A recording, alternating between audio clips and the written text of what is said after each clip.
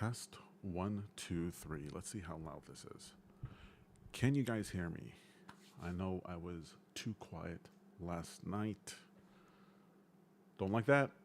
Don't want to be quiet. Not a quiet person.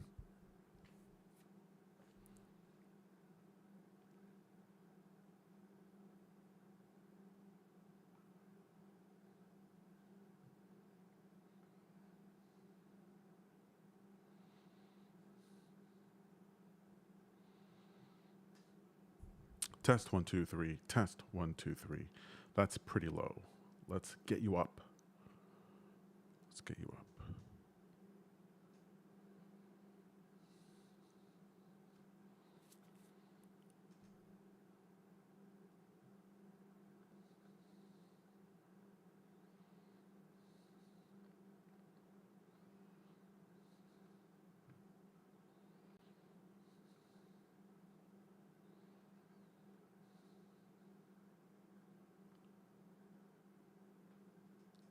Test one, two, three. Test one, two, three. Hello, hello. Still too low. Test one, two, three. Test one, two, three.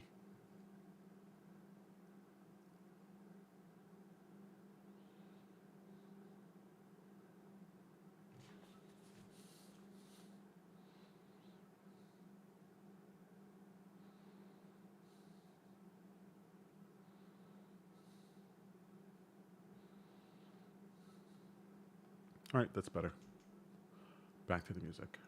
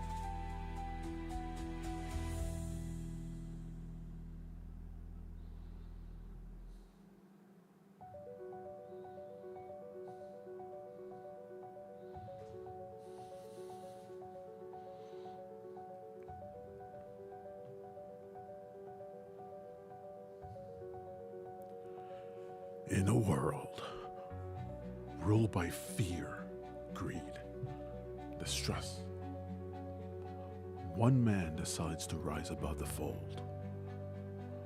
One man decides to make a difference. I will not let people suffer and die without hope. I will see the world remade in my image. If I have to tear down every institution,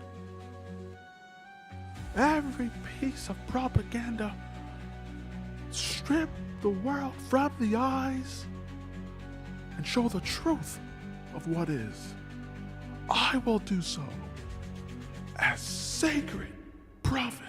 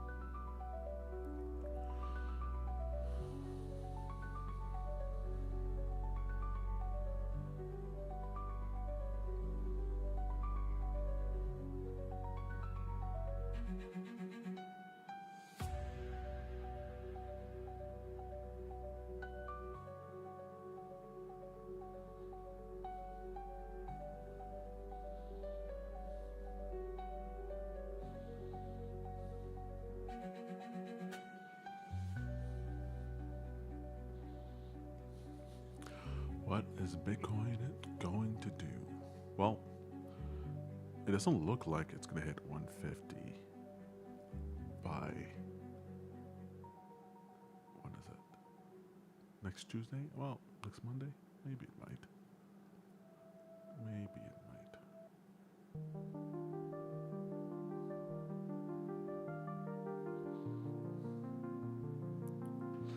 Time to tune in for some lo-fi tunes.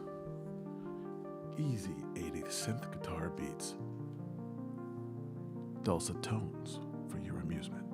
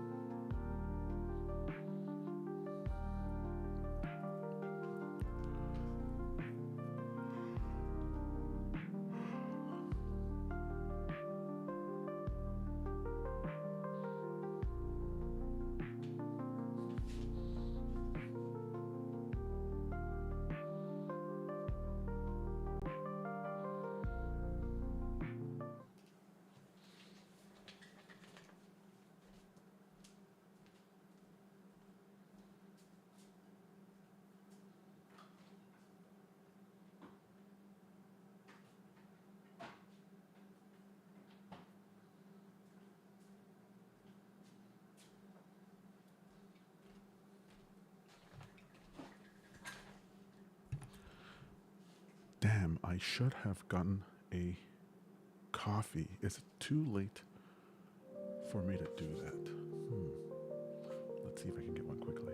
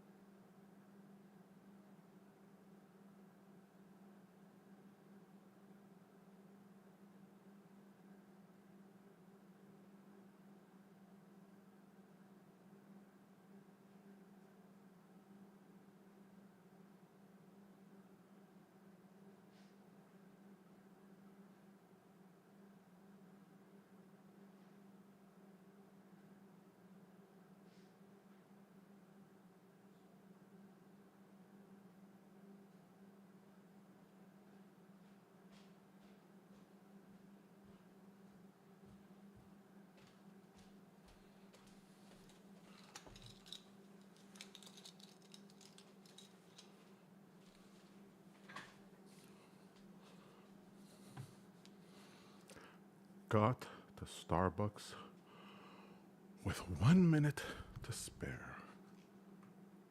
Pretty happy.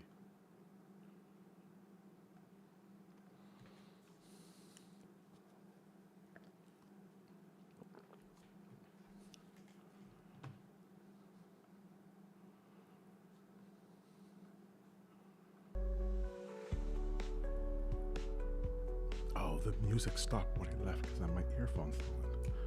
I'll remember that for next time.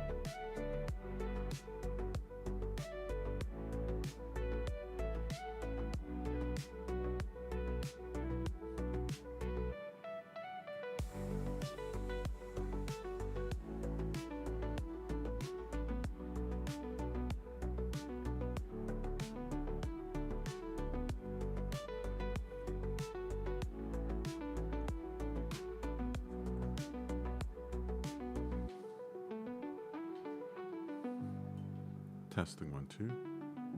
Test.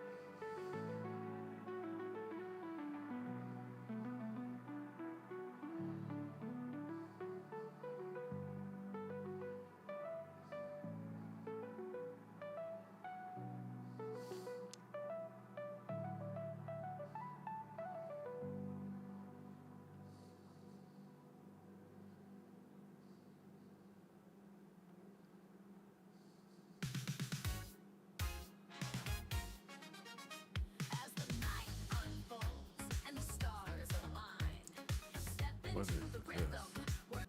No, no, no, no. That's not my music.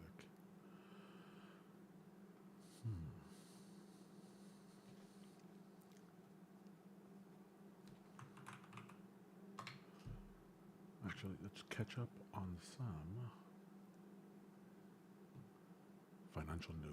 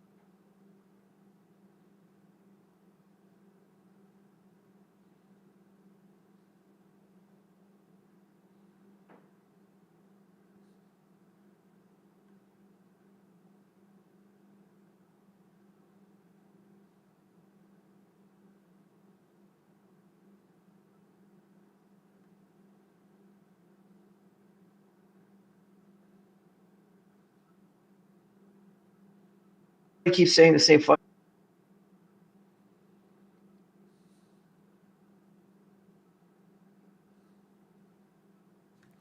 Oh, there it is. What's the show? GNN.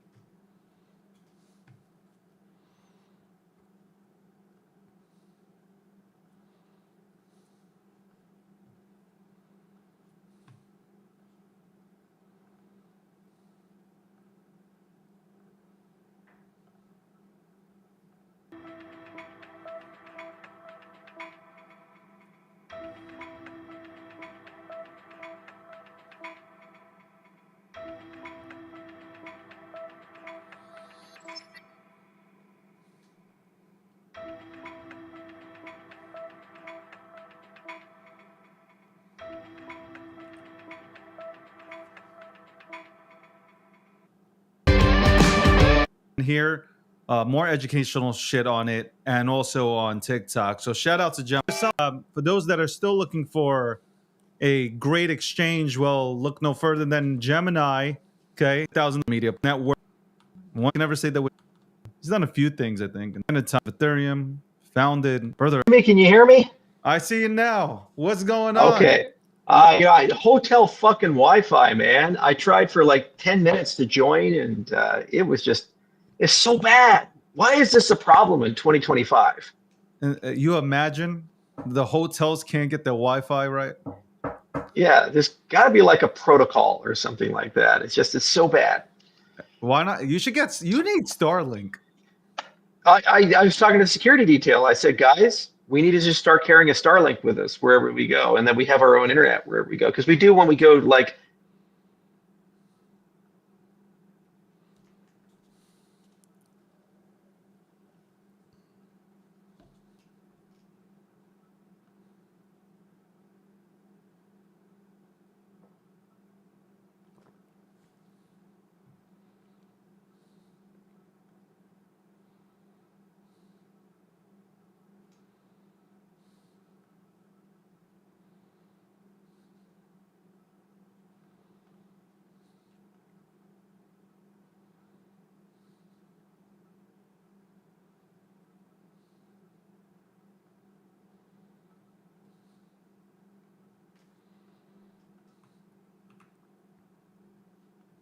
You gain more ADA from yield from Bitcoin, and I think they kind of I see people they twisted your those words with. I mean, they did a remix to your stuff.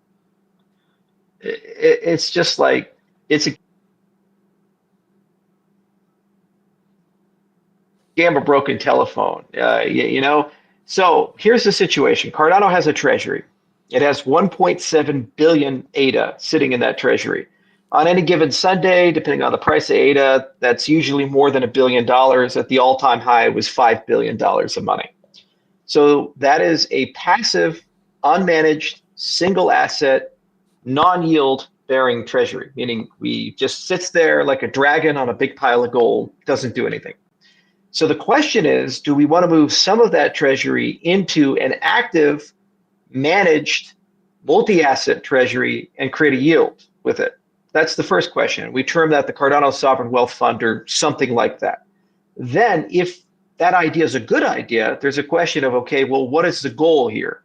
Is the goal to build up the Cardano DeFi ecosystem, or is the goal just namely to get yield for a return for Cardano Sovereign Wealth Fund, or some blend of the two? The two problems before us in Cardano, one is the stablecoin ecosystem is lackluster. Our TVL is around 340 million, depending on how you count it. And the stablecoin minting in Cardano is only $33.5 million. So our ratio between the stablecoin and TVL is about 9.8%. So when you look at Solana, it's about $11 billion in stablecoin compared to their TVL, which is around 10 billion or something. It's about 110% Solana, give or take. When you look at Ethereum, it's like 190 billion in stablecoins or some number. It's like 198% to their TVL. So we're very small compared to the distribution on both those sides. So one of that, in addition to having a wealth fund, convert about $100 million worth of ADA into some stable assets, synthetics, asset-backed, algorithmic, and get them deployed into the DeFi space to prime the pump. The other proposal is that the second part of it is that there's Bitcoin DeFi. And we're saying, hey, Cardano is going to be a great layer for Bitcoin DeFi. Well, we got to prime the pump. So there has to be some first money in. So what's the first $25 to $50 million worth of Bitcoin in the Cardano ecosystem to start showing how Bitcoin can generate yield in the Cardano ecosystem? So my proposal is, why don't we take about $100 million worth of ADA, convert it, put half into stable coins in a blended package that are Cardano native stable coins, and then the half into Bitcoin. You put those two things together, it'll start generating yield, take the yield, buy ADA with it, donate the ADA back to the treasury. And then you've begun having a mechanism to move between an unmanaged single asset on-chain treasury to a managed off-chain treasury that has some governance structure that is out of band with it. So what we're doing is we talked to a bunch of people. There's going to be some workshops in July, and then a proposal is going to be dropped in August at Rare Evo to showcase how something like this can be done within the Cardano governance framework, where there's kind of a DAO and a governing board and a Wyoming entity and a BVI entity and an administrator and then an auditor and all that stuff, and then some legacy Web3 treasury management companies that would handle all of that type of stuff, and they can take care of all that active management. Then what the government of Cardano can do is seamlessly move back and forth. So when they want to divest from the active treasury, they just have it divest its assets and buy ADA and donate them to the treasury. And when they want to move from the on-chain treasury to the active treasury, so from passive to active, they just use a treasury withdrawal, which is an on-chain governance function. So you have both sides now because we only have one side. So then I say all that, and then as soon as I said, these Bitcoin people show up, say, see, they're abandoning Cardano for Bitcoin. They're selling their shitcoin for Bitcoin, and then they say like they don't have faith in ADA anymore. It's like we have a lot of faith in ADA as an ecosystem. The ecosystem is the largest holder of ADA. It's sitting on $1 billion worth of ADA, right? But what's the first thing you do when you have a sovereign wealth fund? You diversify. And what's also the other thing you do? You solve problems with it. So everybody's complaining when Circle, in Cardano ecosystem. Circle looks at two metrics: how many stablecoins are deployed, and they look at your TVL and your transactional turnaround within that ecosystem. And if you're at 33 million and 300 million, and your competitors are sitting in 8 billion to 10 billion or 198 billion to 100 billion, that's not really a competitive metric. So somebody has to be first money in. Historically, this is done by the cryptocurrency foundations. Our foundation sucks balls. They don't do it. They don't know how to do it. They don't care to do it. They don't have the legal structure to do it. They're sitting on a big pile of ADA, and they're just doing Georgian supply chains for wine, and they're doing a little bit of an identity wallet that nobody ever needs and is going to use, but they don't actually deploy any of their giant pile of ADA to get things done. And that's one of the reasons why we fall behind, because all the other ecosystems, those foundations deploy hundreds of millions to billions of dollars into these treasury management functions, which create TVL, they create stablecoin issuance. Like, for example, when Circle came to Algorand, you'll notice that like hundreds of millions of dollars worth of Circle was minted. I wonder who minted that. Must have been a mysterious benefactor, right? And it's the same when you look at SWE and when Circle came to SWE and these types of things. So the good news is we were smart enough to create a fallback. So if you have kind of a brain dead entity that doesn't do anything, you have a decentralized option to resolve that. The bad news is you have to actually go kick people and get it done. So there's a whole process of getting people rallied and pushed forward and, to do these types of things. So, it is what it is. And the good news is I think we can get a proposal out pretty quickly as a community. And then it's pretty straightforward. You just elect a board of governors at the DAO, and then they appoint an administrator. The administrator works and gets bids for treasury managers, and then the treasury manager does it. And then you have a pipeline back and forth to move between ADA and a single unmanaged treasury to a multi-asset managed treasury. And then what's cool is you can talk about blockchain to blockchain partnerships. So Bitcoin DeFi is a Bitcoin to ADA partnership. But then we could also imagine maybe XRP or maybe another ecosystem, and we can mix and match, these types of things. And so other ecosystems can come and say, can we do a strategic purchase where we buy some ADA and then you buy some of our stuff as an OTC swap, and now the treasuries on both sides hold each other's assets. So we have an economic partnership. So it's amazing. So basically, you're trying to figure out how to make Cardano's ecosystem wealthier and healthier, and Pomp takes your shit and turns it into, well, look, here's the founder of Cardano selling, realizing that Bitcoin's like this is what I'm talking about. This ecosystem is so toxic and poisonous. It's just like, why not report on what was actually said? And I get it. Spinning up some bullshit like that gives you more clicks, but that does nothing for our space. You're reporting on bullshit. So I'm glad that you were here to clarify on what you saw is a benefit to the Cardano ecosystem. Yep. It's just our industry. They lie and lie, and there's just a lot of garbage people and garbage actors, and they don't care to understand or explain. I did a whiteboard video where I literally explained all this, drew pretty pictures, and used all the terminology and gave timelines and explained why we're doing it. I mean, would you rather, like, if you have $1 billion, just leave it in the bank, get no returns on it, or place it and get 10% per year?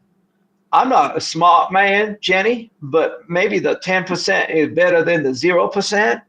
I mean, so if we have $1 billion worth of buying power in the ecosystem, we probably should diversify some and create some yield, especially if everybody keeps saying the same fucking thing again and again.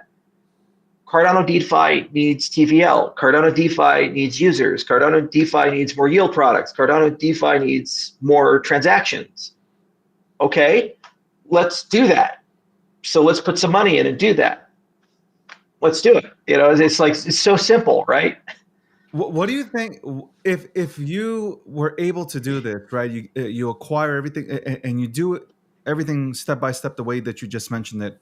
How much more money would end up being in the treasury for Cardano? Well, here's the thing. Let's say you divest $100 million worth of ADA.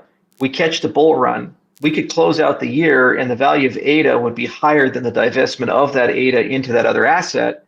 So you might end up having a treasury that's worth $2 billion by the end of the year, even though there's less ADA inside that treasury.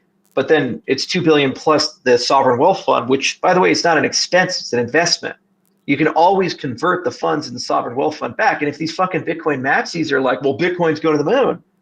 Well, okay, let's say ADA stays static and Bitcoin goes up. I can dump the Bitcoin after 6 to 12 months at a 2x or 5x or whatever their moon math says, if it's 250,000 or 500,000, and then rebuy ADA. So I just got 250% more ADA for that placement into the Cardano treasury. So it's like, okay. So these guys, it's like you can't win no matter what you do. It's like we want Bitcoin DeFi in the Cardano ecosystem. So this is a sign of good faith to the Bitcoin ecosystem. We're saying Bitcoin's a valuable asset. It's an asset we probably should hold. And we'd like to show how Bitcoiners can make money in Cardano. So we're so prepared to do that we're willing to take our ADA and risk that to showcase how Bitcoin can do that. And then a lot of Bitcoiners will see that and say, wow, there's already $50 million worth of Bitcoin placed in Cardano and it's generating yield. I should do that too. And then 50 turns to 500, and then 500 turns to 5 billion. And then suddenly our TVL numbers are as large or larger than Solana, just from that thing that you push through. Yeah. But somebody has to be the first capital in. Unlike the rest of the ecosystem, because they have functioning foundations with brains and endowments, we don't have a foundation to be first money in. The fallback is the on-chain treasury. So my proposal is use the on-chain treasury to do this, and then build a governance structure around it. Now, you can debate whether it should be a board of governors with 5 to 7 or 11, or you can debate how the administrator is selected, what the investment prospectus is, and how liquidation occurs, and how much gets converted to ADA versus reinvested in the fund. And that's all details, right? But there's a philosophical high-level concept of, should Cardano have a passive treasury or an active treasury? Sovereign wealth fund of a nation like Norway is active.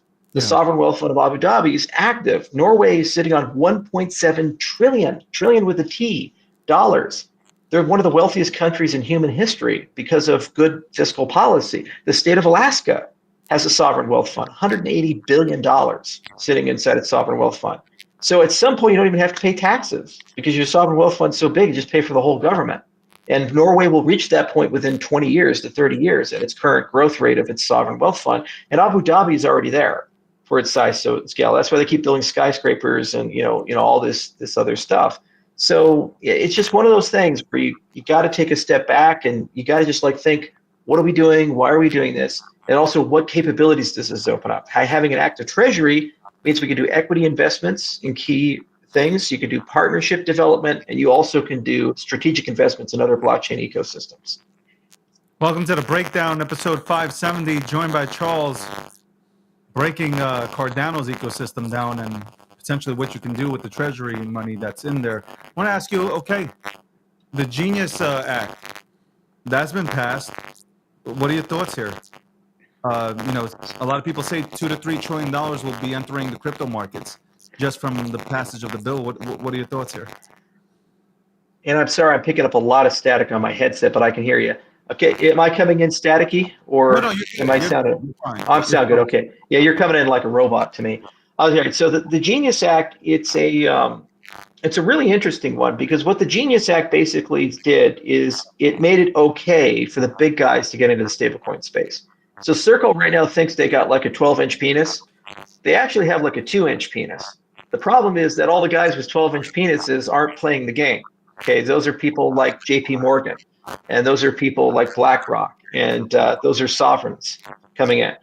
With the Genius Act, it says, hey, it's time for Congo to play, and so basically that's what's going to happen. So J.P. Morgan's already trademarked stablecoin. The stablecoin alliance funds, the big banks will form. The Mag 7 are likely going to come on in.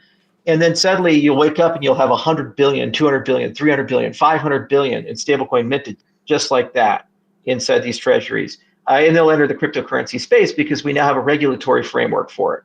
So you have a framework for KYC and AML. You have a framework for how disclosure works, how the asset custody works, what the compositions need to look like. And what's nice about Genius, all the bad shit got stripped out. The freeze and seize capability, that's out, is out. The Elizabeth Warren, everybody's accountable forever and you're a fucking monster, that's out. She lost. And then Section 14 of the Genius Act that was written by some brilliant anonymous person who's super brilliant. Actually, it's the first time ever that NIST has been put into a regulatory bill, a fintech regulatory bill, where NIST is actually going to help standardize U.S. regulation with MiCA. So, because the question was, how does U.S. stablecoin talk to European stablecoins? How do these two systems work together? But more importantly, now it means scientists and engineers have a seat at the table with the regulatory agencies to talk about technology. This is the first time ever. NIST is composed of PhD cryptographers and engineers, and the SEC is not, the CFTC is not, FinCEN is not. So it's nice to have them in the conversation about technology protocols. It's a very modern, nice bill. And what it also showed is we get shit done. 58 senators voted for this. They got shit done. They're actually moving the ball forward. They're getting things pushed forward. So it'll pass the House. President will sign it. The very next bill that's upcoming is the Clarity Act, which is the market structure bill. This is the big boy. We call this the Murder Gary Gensler Act. He can never come back. The vampire is going to stay in his coffin. This like Van Helsing has shown up with the stake and he's dies, Satan die. He's getting rid of the vampires. So Gary can't come back and sue everybody out of oblivion. Once the Clarity Act passes, then that era of cryptocurrencies is over.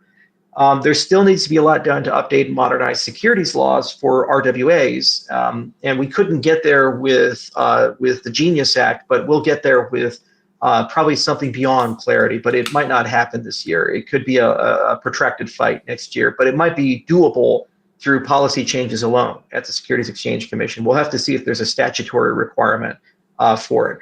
So overall, though, it's not perfect. Coinbase didn't get what they wanted. They wanted yield-bearing stablecoins to be included, but that can be covered under an RWA if it's been a lightweight security infrastructure has been built in.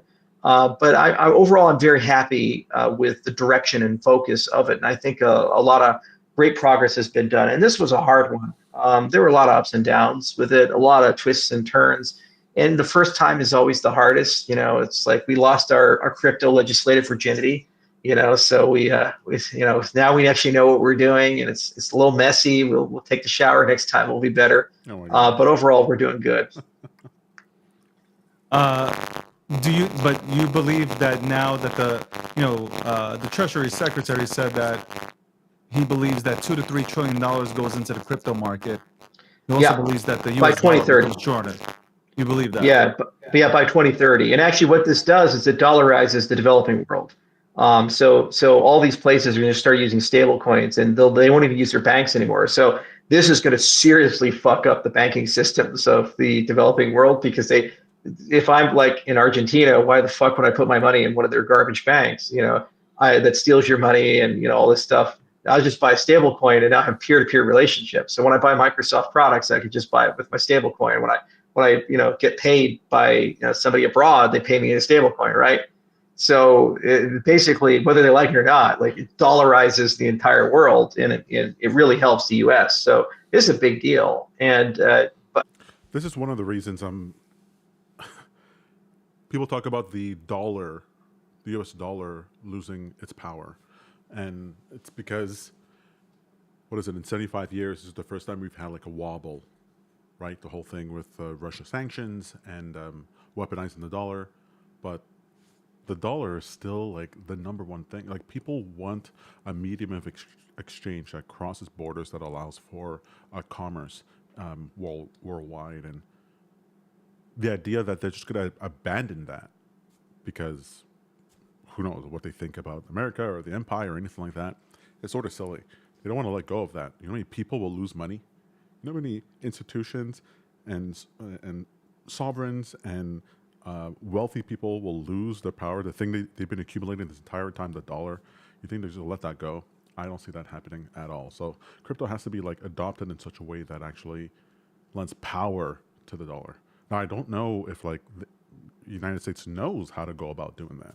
There's no like roadmap for this specifically, but you know, maybe I'm wrong. Maybe moving from what the system was before to the U.S. dollar was something similar, or the empires before that. So who knows? Maybe there was a roadmap. I don't know about it. Right now, there's about $243 billion in stablecoins, and there's about 180 million transactions per month. There's going to probably be $1 trillion worth of stablecoins by 2030, and that's just natural growth as we go through. But it could grow all the way up to 2 to 3. But I think Bessent is being a bit optimistic. That said, he's been talking to the big institutions like J.P. Morgan and these other guys, and they wanted it. They just flip a switch and move shit there. Here's the other thing. The commercial banking sector is going to start getting hit too. Because let's say you're a marijuana dispensary, or let's say that you're just a regular everyday business for that matter. Would you rather put your money in a non-FDIC insured account with 0% interest, or would you rather buy a stable coin that you have custody of, is full reserve, and potentially pays you a yield? And you have 24/7 access to that, and it's multi-sig, and it's much more secure. Or you only have 9 to 5 access Monday through Friday, and wire fraud happens all the time, and it takes 3 days to move your money. Like, which one would you rather do as a business? So the inadvertent thing about stablecoins is, and the uncomfortable, the quiet part is that it's going to start really eating at the commercial banking side of things. And after SVB failed, and a lot of Silicon Valley people had to wake up, and they're like, whoa, we thought like these banks were super secure, and like all that. It's like, bank failures happen. It's called fractional reserve banking. Maybe you should look into that. And so stablecoins are a huge solution for this, and especially ones that are issued at a speedy bank, the special depository charter that we created over in Wyoming, because those are full reserve. And the way that these things are structured, they have to be full reserve instruments. So that the money's there, unless you don't think the U.S. government's going to pay its debt back. In which case, that's a whole different can of worms. On this thing. Welcome to the breakdown. Apparently, they're saying that my microphone is breaking down. I don't even know. You're coming in. Yeah, I hear you. You're coming in like a robot, dude. Right now? Still? No, you sound great. You're just like really far away. Really? Like, what's going on? I think they're attacking me. I think so. I don't know. I tried. I restarted the system, guys. I hope that I don't know. I hear Charles. So as long as you guys are hearing Charles, and hopefully it's better now. I don't know. Guys, in the chat, you can go ahead and I'm getting DMs, text messages. We want to hear the conversation. I'm trying. Okay, good. We're back. Audio's back. Sorry for the technical difficulties. 570 the breakdown with Charles here, breaking down obviously stablecoin, the Genius Act. We talked about Cardano and the Treasury. I wanted to talk about leading right into what do you think about everything that's going on in the Middle East right now? I mean, there's two problems. One is the tactical problem, and the other is the strategic problem. So the tactical problem is quite easy to solve. If your only goal was to cripple and destroy Iran's capabilities, what the Israelis did is they this is the equivalent of coming into your hotel room and having a beautiful naked girl in your bed, and she's like, hey, it's like you're never going to have a better opportunity. Okay, if you want it, it's there. So they opened up Iran. They have one of the best special operations ever done in the history of special operations. They infiltrated the country. They spent years there. They built drone factories. They got special forces in the country. They destroyed all the SAM sites, which was quite difficult to do. And then they ran airstrikes. Actually, a friend of mine was one of the first rockets in, because he's a colonel in the IDF. And they just messed up the Iranians. And then they knew where all the generals were going to be. And so those generals, they knew where they were going to aggregate. And so when they aggregated, they killed them. So they did a decapitation strike. They did a capability destruction, and then they hit all the nuclear facilities and probably some classified stuff. Then they came to the Americans, and they're like, well, this is where the naked girl in the bed is. They're like, you got these things called B-2s, and you have these things called MOPs. They're basically these massive ordnances that are bunker busters. They can go 200 feet down through steel reinforced concrete. And anyway, if you just fly in there, you could drop some of those things, and you could literally destroy every one of the centrifuges, all the nuclear weapons facilities, in literally 24 hours. So you just end the entire nuclear weapons program of Iran. And then also the Israelis are trying to kill Ayatollah Khomeini right now. So they actually kind of sort of know where he's at, and they're playing a game of cat and mouse, and they just keep killing people. So they're working pretty hard at this, but I think the only thing keeping him alive is the United States government is like, no, stop it. And the Israelis like, come on. We did a little Khomeini kill. So tactically, if the president wills it, in a week's time, you could do both a decapitation strike on the regime, and you also could destroy their nuclear capabilities for the next 20 years if they wanted to do that. And by the way, it's not Moab. Your user just said Israel got a Moab back in February. We're not talking about Moabs, and Moabs would not be useful for a bunker busting. You need a different ordnance that's specially designed to go underground. We developed them for Afghanistan for the cave fighting, and basically they go 200 feet and they explode. Moabs are surface level exploding, but it's a huge ordnance. It's like a sub-nuclear weapon. So anyway, that's tactical. And it's done deal if the president wants to do it. He moved the Nimitz, which is a carrier group, to the Mediterranean, and they have the Fifth Fleet there in Bahrain. They have great strike capabilities into Iran if they want to hit it. Strategically, though, what's the plan? And this is the General Mattis, second order, third order, fourth order, and this is what people pay the big bucks for. Just because you can kill Ayatollah Khomeini and cripple the Iranians, do you wanna? There's 92 million Iranians. There's a lot of ethnic divisions in Iran. There's a lot of complexities geopolitically in Iran. Just because you get rid of bad guy A doesn't mean he's replaced with good guy B. Bad guy A can be replaced with turbo bad guy. Lenin was a bad guy. He was replaced with Stalin, who's a really bad guy. So just because you have one bad guy doesn't mean you get a good guy.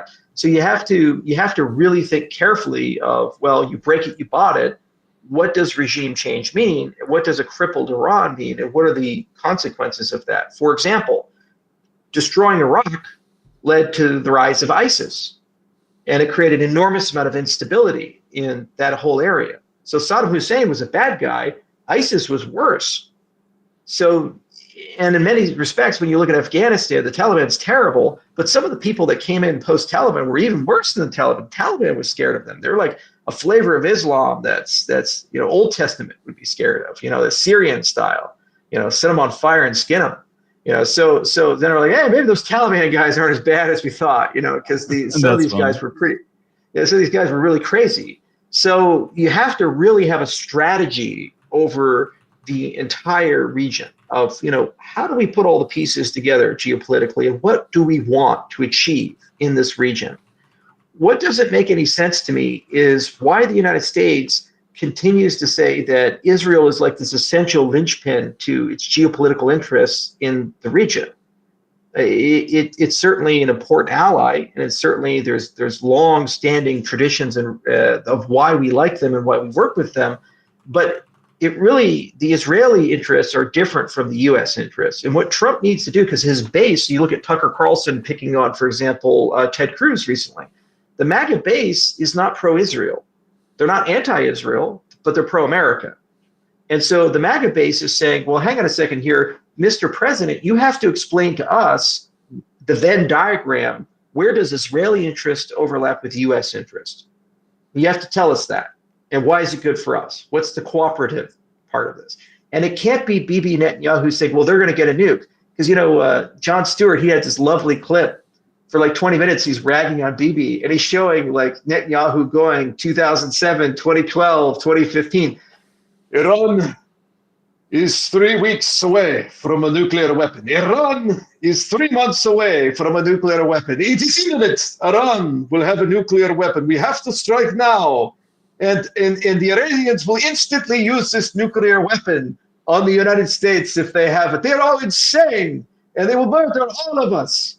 It's like, well, Israel, you have 40 nuclear weapons, and it's mutually assured destruction. If they use a nuke on you, you would nuke Iran, and the Iranians would lose 20 to 40 million people. And the Iranians do not have ICBMs, missile subs, or long-range strategic bombers. So there's no way for the Iranians to nuke the homeland. So what are you asserting, that the Iranians are going to use a nuclear weapon on America and then provoke like us turning their whole country into glass? It doesn't make any strategic sense what they're saying. It's just nonsense. And so this is the contradiction. That's why Tucker Carlson is saying what he's saying, and this is why Steve Bannon is saying what he's saying. And a lot of these guys that are like in the Trump hard MAGA world are not really down with that. So the president. I gotta go watch Pod Save America after this, see what's going on over there.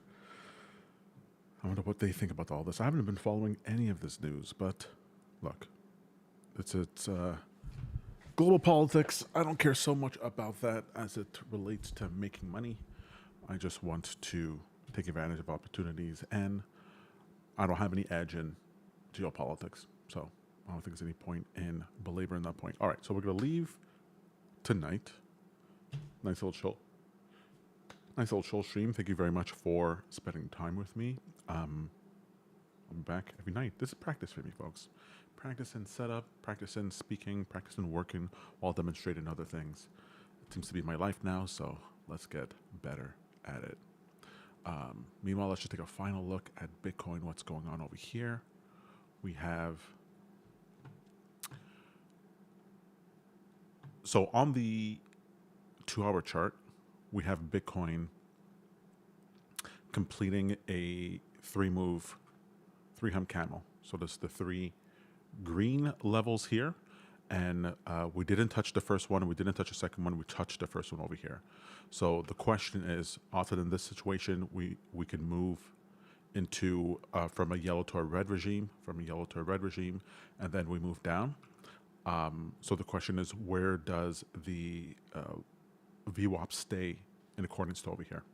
And we are right in the middle of this support zone. So we have support zone here, and we have a resistance zone here.